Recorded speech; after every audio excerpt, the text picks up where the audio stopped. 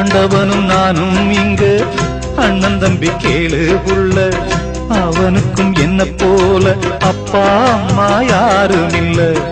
ஆண்டவனும் நானும் இங்கு அண்ணன் தம்பி கேளு புள்ள, அவனுக்கும் என்ன போல அப்பா அம்மா யாரும் இல்ல.